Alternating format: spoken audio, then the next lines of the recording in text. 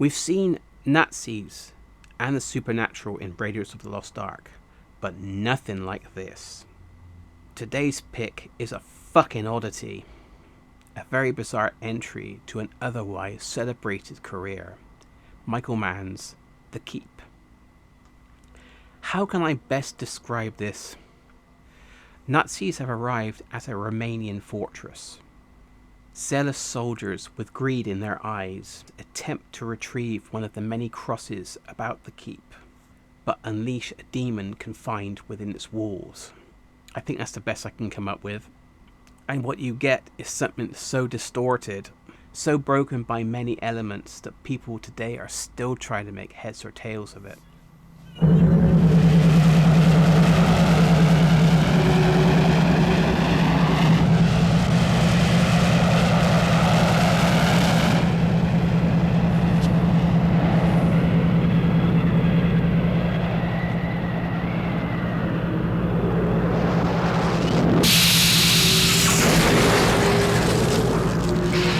Cast. Right away, you have Jürgen Prochnow, the legendary star of Das Boot and David Lynch's Dune. Then Star Trek legend W. Morgan Shepherd. Sir Ian McKellen, the icon of performance in a very unusual role. Scott Glenn, strange to see here. The demon of the keep, Michael Carter, unrecognizable. His two biggest roles, American Werewolf and Return of the Jedi. Many British stalwarts are on hand here. Cinematographer Alex Thompson, production designer John Box, costume designer Anthony Mendelsohn, the great effects man Wally Weavers, whose death left Michael Mann in trouble due to the number of unfinished and unrealized visual effects shots. I also saw Bob Keane in the IMDb credits. I remember him being the head makeup guy on Hellraiser and Candyman. Looking at the original wiki novel page, the film was a critical and financial disaster, but has gained a cult following due to Tangerine Dream's work on the soundtrack.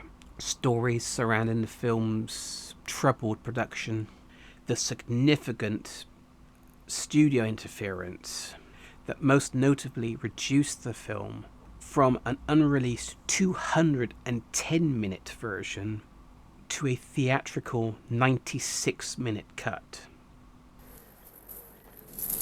Move away from the machine. Open the case. Don't touch that.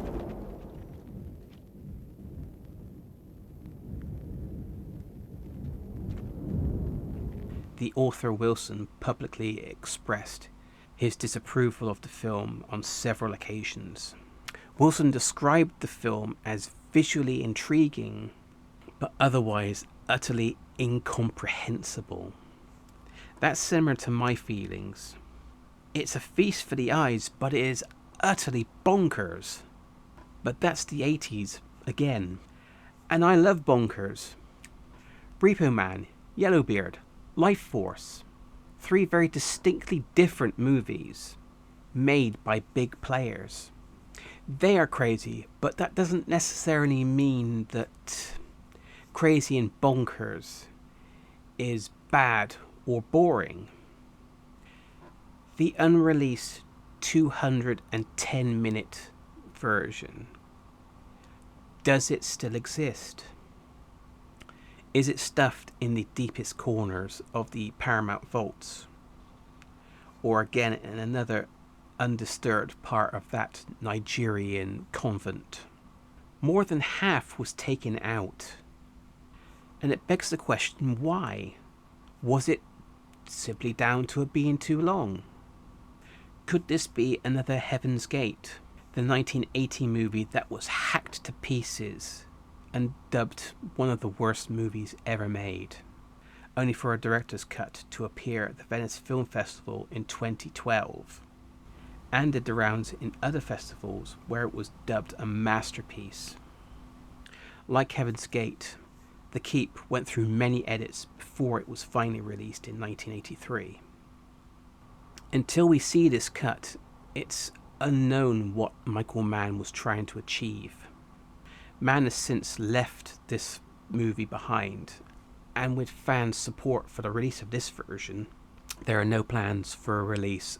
It's only in the last few years that it was given a remaster, but for DVD only, until a 35mm HD print found its way onto the internet. So the fans are keen for more. I like this review from Susie Eisenhuff of the Sydney Morning Herald. The Keep is the sort of movie I expect to see in one of the big movie centres, being fed to the masses raised on Spielberg and spectacle. Yeah, Michael Mann, looking at him in 2024, is a very accomplished director, with Heat probably his biggest project. It's up to you how you go about this movie. I'm very much pulled in by the talent in front of and behind the camera. In my autistic mind, it's all in what I see rather than the damaged editing. I hope that in the future, a distributor like 88 Films, Arrow Video, or Shout contact Paramount with a plan for restoring the complete version. It's been treated abysmally for long enough and begs to be seen and scrutinised fairly.